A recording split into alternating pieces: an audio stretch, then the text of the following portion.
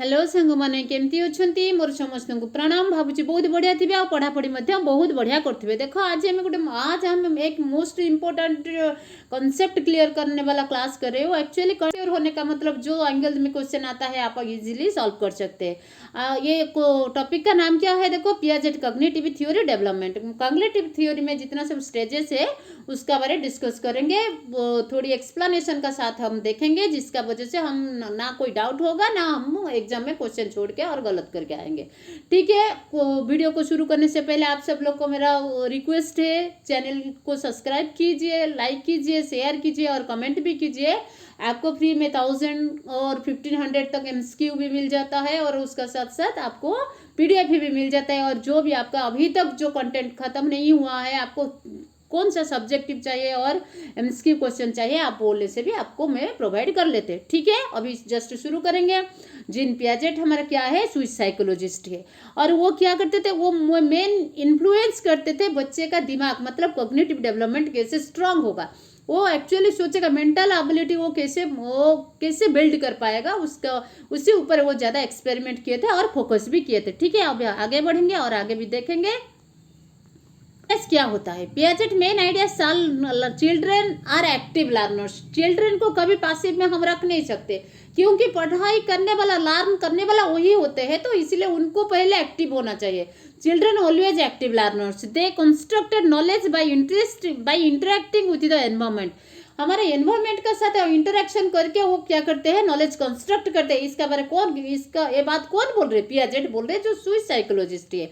Learning happens through the discovery. वो क्या सोचते हैं कि लर्निंग कब होता है, थ्रू डिस्कवरी। जब हम कुछ डिस्कवर करने चाहते हैं, ढूंढते हैं और कुछ आइडिया सब लगाते हैं और कुछ एलिमेंट का हेल्प लेते हैं, that is called discovery.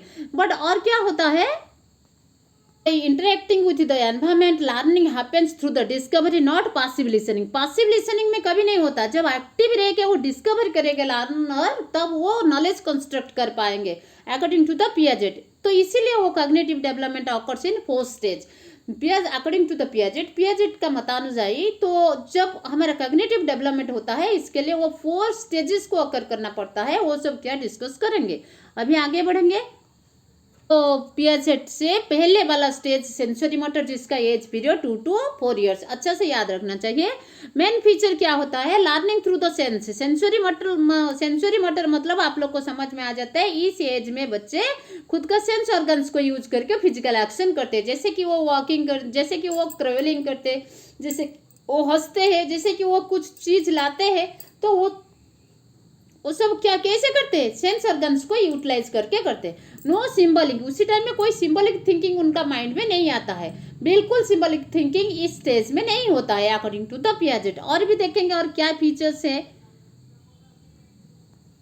In this period मतलब क्या है, 0 to 2 इयर्स, जिसको सेंसरी मैटर बोला जाता है। इसमें क्या अचीवमेंट करते हैं बच्चे, ऑब्जेक्ट परमानेंस आ जाता है। ऑब्जेक्ट परमानेंस है क्या है, देखो अभी एक छोटे बच्चे हैं, वो एक डॉल में पकड़ देते हैं, वो डॉल का साथ खेलते हैं, वही डॉल ले जाके और कुछ दूसरा डॉल देने से वो रोता रहता है, क्योंकि उसको वही ऑब्जेक्ट का साथ इतना इंटरेक्शन हो गया कि उसको वही ऑब्जेक्ट चाहिए, that is called object permanence. Object permanence होता क्या है, देखो understanding that object continue exit even when not seen. उसको ना देखा, उसको देख नहीं रहा है, उसको कहाँ छुपा दिए है, फिर भी उसको ही वो चाहिए।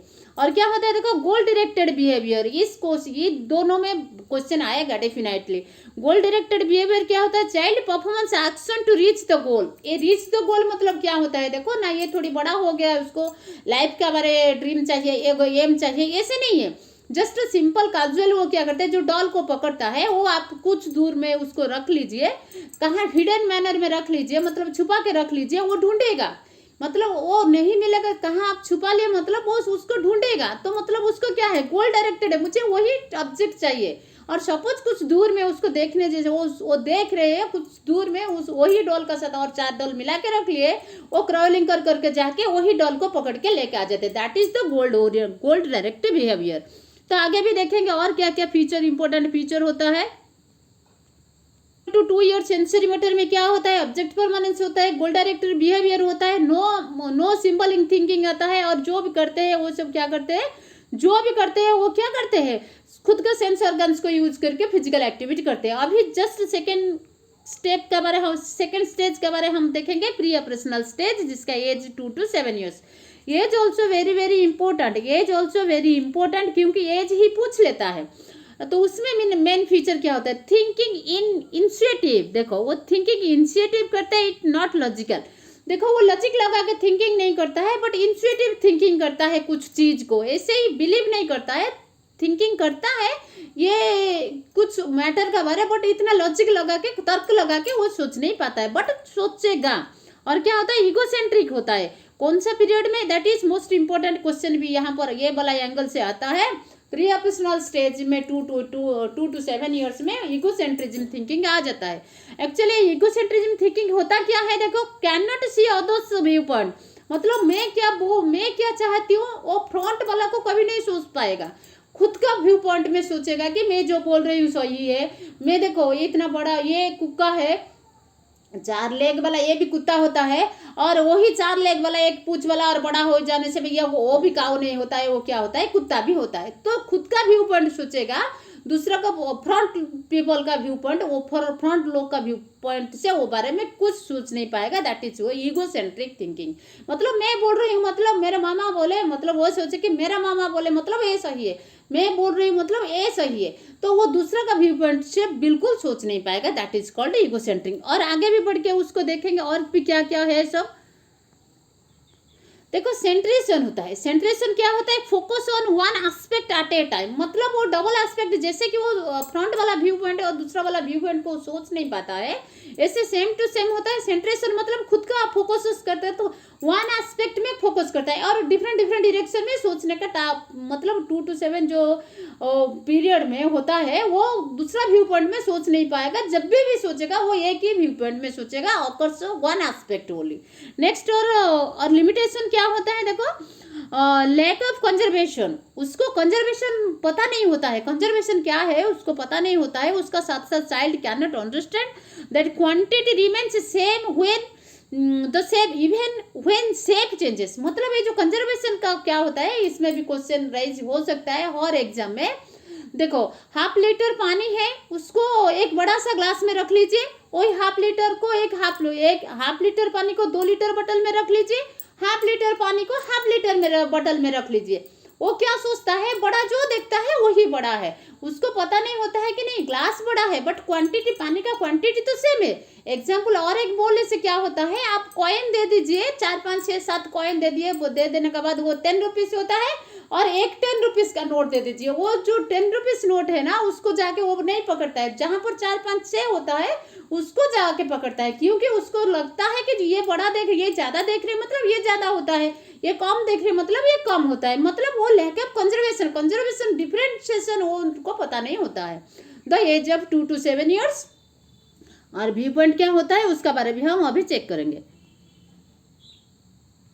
एनिमिज्म होता है कि believes non living things have feelings, मतलब देखो छोटे बच्चे कहाँ गिर गए, नीचे कहाँ गिर गए, उसका मम्मी नहीं तो कोई दादी कोई तो है, तो घर में फैमिली, वो गिर जाने के बाद जब रोते हैं उसको पकड़ के बोलते हैं यहाँ गिर गए क्या, यहाँ लग गया क्या, तो उसको मारते हैं, मतलब चाहे वो फ्लोर हो चाहे और कोई चीज में उसका कहाँ लग गया तो उसको मारते। वो क्या सोचते हैं, देखो मुझे जो जैसे पेन हुआ है अभी यहाँ पर, चाहे वो नॉन लिविंग थिंग हो, चाहे वो बेड हो, कहाँ पर कॉर्नर में लग गया हो, वही कॉर्नर को हम थोड़ी मार लेते, दैट इज मतलब पनिशमेंट देते हैं, तो वो सोचता है कि नहीं उसको भी फीलिंग्स है, वो मैं मुझे जैसे पेन हो रहे उसको भी पेन हो रहे, that is called animism, that is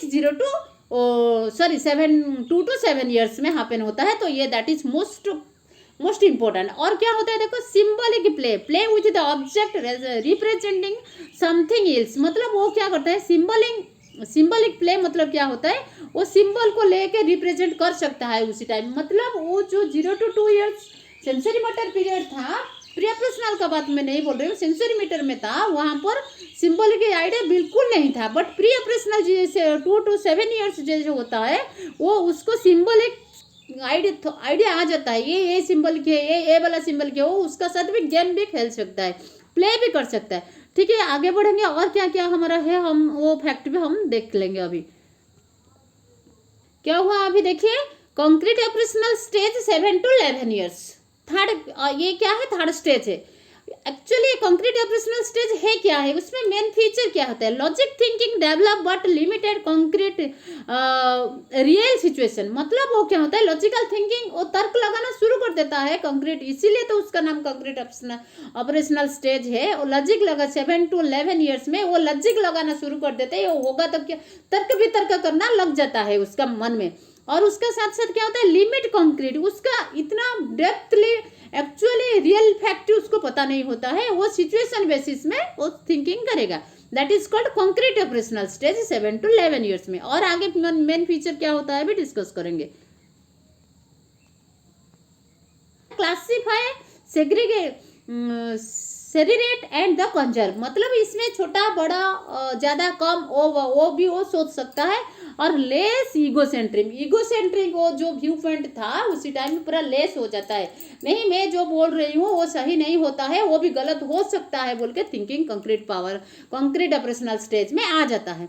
तो कंजर्वेशन क्वांटिटी रिमेन्स कांस्टेंट। वो क्या होता है, कंजर्वेशन क्या आता है, देखो चाहे ग्लास चेंज हो जाओ, चाहे पॉट का चेंज हो जाओ, चाहे इंस्ट्रूमेंट का चेंज हो जाओ, बट क्वांटिटी तो सेम, मतलब वही तो सेम होता है ना। ये वाला थिंकिंग कंक्रीट ऑपरेशन में आता है, जिसका age period 7 to 11 years, 2 to 7 years में आता नहीं है।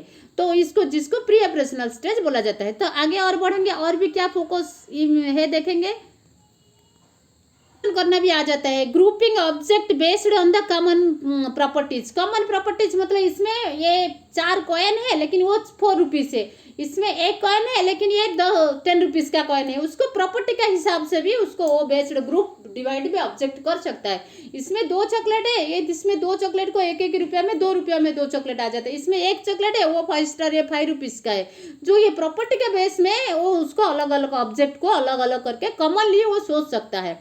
और क्या होता है, देखो सेरिरेशन होता है। सेरिरेशन क्या होता है, arrange object in order, size और वेट। मतलब ये बड़ा साइज है, मतलब असेंडिंग डिसेंडिंग ऑर्डर भी उसको जो सेरिरेशन में आ जाता है, कौन बड़ा है कौन छोटा है, मतलब आगे क्या आएगा इसमें, मतलब ये 5 लीटर्स का पानी है, ये 2 लीटर्स का पानी है, नहीं तो इसमें 2 चॉकलेट है 10 रुपया, इसमें 1 चॉकलेट 20 रुपया का। तो ऐसे जो सेरिरेशन है, मतलब जिसको असेंडिंग डिसेंडिंग ऑर्डर बोलते हैं, according to size, next weight, whatever में भी वो सब सेग्रीगेशन, मतलब वो सब अरेंजमेंट, ऑब्जेक्ट अरेंजमेंट उसको पता हो जाता है कंक्रीट ऑपरेशनल कंक्रीट स्टेज में, जिसका एज 7 to 11 ईयर्स। नेक्स्ट है रिवर्सिबिलिटी। मतलब उसी टाइम में क्या होता है, रिवर्स थिंकिंग नहीं कर पा रहा था बच्चा, लेकिन अभी रिवर्स भी वो सीख पता हो जाता है उसको। चाइल्ड कैन मेंटली रिवर्स, मतलब वो बोलता है नहीं नहीं ये बात नहीं होगी, सपोज ये बात होगा। तो एग्जाम्पल मैं बता रही हूँ, सपोज अभी 10 रुपीज पूरा के पूरा में दुकान में ना दे के 5 रुपीज रखेंगे, तो कल भी 5 रुपीज में मैं चॉकलेट खा सकते।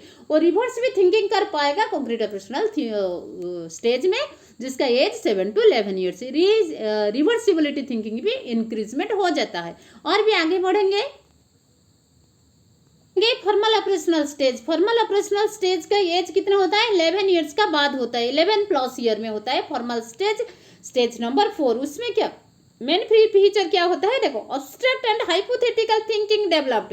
ये अब्स्ट्रैक्ट एंड हाइपोथिंकिंग डेवलप क्या होता है उसका बारे में हम चेकिंग करेंगे। थिंकिंग मतलब अमृत चिंतन जिसको बोलते हैं, मतलब जो नहीं होता है उसका बारे में हम सोच सकते हैं। हम अभी देखो मैं बोल रही हूँ, एग्जाम्पल दे रही हूँ अब्स्ट्रैक्ट थिंकिंग के बारे, हाइपोथेटिकल थिंकिंग और अब्स्ट्रैक्ट थिंकिंग का कैसे डेवलप होता है। वो सोचेगा अभी मैं नहीं पढ़ूंगी, तो अभी मैं स्कूल नहीं जाऊंगी, तो आने वाले एग्जाम में कैसे लिखूंगी और कैसे लिखूंगा, समझ में आ रहे। तो वो जो नहीं होता है और कैसे, सपोज ये क्लास का कॉन्सेप्ट आपको 4 स्टेजेस का बारे कॉन्सेप्ट क्लियर नहीं होते हैं, तो आप एग्जाम में कैसे एग्जाम को क्वेश्चन को फेस करेंगे।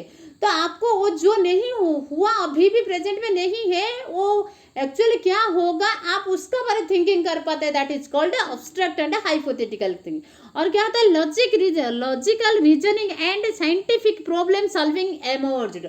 जो लॉजिकल थिंकिंग कर कंक्रीट ऑपरेशन में जो उसको लॉजिकल थिंकिंग डेवलपमेंट हुआ था, उसका साथ साथ और साइंटिफिक प्रॉब्लम भी वो था, वो दोनों को दोनों मर्ज हो गया। एमर्ज मतलब मर्ज हो जाता है। हाँ लॉजिकल में ये हो सकता है, हाँ रीजनिंग में ये हो सकता है, साइंटिफिक प्रॉब्लम सॉल्व भी वो कर सकते हैं। और क्या होता है, can think about the future possibility. Actually तुम लोग को पता है पॉसिबिलिटी वाला एग्जाम आ सकता है, अभी कंसेप्ट क्लियर है तुम लोग को, कंसेप्ट क्लियर नहीं है तुम लोग को, वही क्वेश्चन प्रिपरेशन करके गए हो, कंसेप्ट क्लास देखे नहीं हो और वही क्वेश्चन आया नहीं है, तो तुम लोग को क्या लगता है?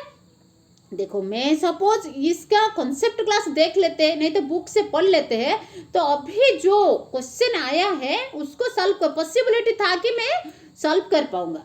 Are you understand what I am saying? मेरे बात को थोड़ी ध्यान से सुनो और आपको समझ में आ जाता है। पॉसिबिलिटी ये हो सकता है, इसका बारे चाहे अभी प्रेजेंटली नहीं है, फ्यूचर होगा, उसका बारे भी वो logical thinking formal operational stage में 11 इयर्स का बाद आप सोच सकते हैं और थिंकिंग भी कर सकते हैं। और उसका साथ साथ और भी क्या होता है हम देखेंगे, इस मतलब दक्षता जिसको बोलते हैं, मतलब पारंगमता जिसको बोलते हैं, तो क्या होता है hypothetical deductive reasoning. Hypothetical deductive reasoning मैंने मतलब समझ में आ रहे हैं? हाइपोथेटिकल डिडक्टिव रीजनिंग मतलब आज सपोज आज मेरा रिजल्ट अच्छा नहीं होगा तो कल मेरे मम्मी पापा क्या बोलते हैं। हाइपोथेटिकल मतलब वो मतलब ऐसे एंगल में सोचना कि जैसे कि प्रेजेंट को मतलब ऐसे फ्यूचर एंगल में सोचना है कि जैसे प्रेजेंट का बिहेवियर वहां पर कुछ फोकस करेगा, दैट इज। और डिडक्टिव सेंटेंस मतलब नहीं करने से क्या होगा।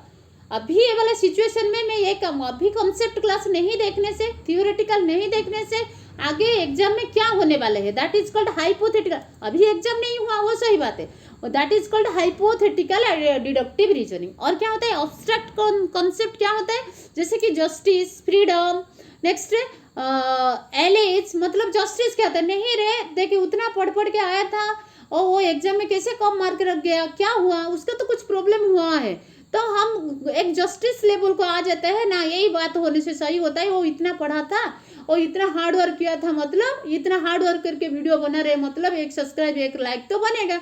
तो ऐसे ही होता है कि हम जहाँ पर एक्सपेक्ट रखते हैं कि ऑडियंस अच्छा फायदा होगा, तो वहीं से हम क्या करेंगे, वीडियो बनाते हैं, क्लास बनाते हैं। ऐसे कि जस्टिस ऐसे ही है, हम पढ़ेंगे नहीं तो रिजल्ट नहीं आएगा, हम यहाँ पर खाएंगे नहीं तो भूख लगेगा, तो हम जस्टिस लेवल को चल जाएंगे जो, और सोच भी लेंगे हमारा फॉर्मल ऑपरेशनल पीरियड में। और उसका साथ साथ फ्रीडम, मतलब कुछ ऐसे हम पर होता है जहाँ पर हम फ्रीडम में बात नहीं कर सकते, जहाँ पर हम फ्रीडम में खा नहीं सकते और जहाँ पे हम फ्रीडम में घूम नहीं सकते, तो उसमें हमको लगता है कि हम ऐसे क्यों होता है, हम तो फ्रीडम में बात कर सकते थे, नहीं ये तो चाहिए था ना, क्यों नहीं दिया, अरे मैं बोलने से कुछ हो जाता है। तो यही जो सोच है उसको क्या बोलते हैं, फ्रीडम थिंकिंग बोलते हैं। तो आगे भी बढ़ेंगे और क्या होता है एबिलिटीज, उसको भी चेकिंग करेंगे। प्लस ये तो सब खत्म हो गया, जो जो इम्प्रूवमेंट होता है, जो logical thinking, symbolic thinking, object permanence, गोल डायरेक्टेड बिहेवियर और कंक्रीट ऑपरेशनल, कभी लॉजिकल थिंकिंग आता है, कब ऑब्स्ट्रैक्ट थिंकिंग आता है, ये सब तो कब कंजर्वेशन आता है, ये सब तो हम अभी डिस्कस कर लिए। जो मैं डिस्कस की हूँ दैट इज मेन पॉइंट, फालतू में कुछ नहीं है जैसे कि आपका टाइम को बर्बाद करेगा। अभी हम देखेंगे कि education implication up to Piaget of Piaget's theory. Actually ये सब एजुकेशनल इम्प्लीकेशन क्यों किया जाता है, एक्चुअली है क्या उनका थ्योरी में, उसका बाद देखो। लर्निंग बाय डूइंग, बच्चे को वो क्या बोलते हैं, कुछ सीखो, करके सीखो। मतलब अभी देखो तुम लोग को पढ़ेंगे तब तो सीखेंगे ना, और कोई आके तो आप लोग को सिखाएंगे जब तुम लोग रेडी होते हो। तो रेडीनेस ऑफ द लर्न वो तो अलग बात है, हो जाता है हमारा according to the Piaget. Learning by doing, कुछ सीखो, करके सीखो। और उसके साथ provide hand on activities, experiment and models. Model लेके जाइए, एक्सपेरिमेंट कीजिए, एक्टिविटी कीजिए, चाहे गलत हो कीजिए, जो नॉलेज एक्वायर करते that is called actually knowledge. और उसका आगे भी देखेंगे।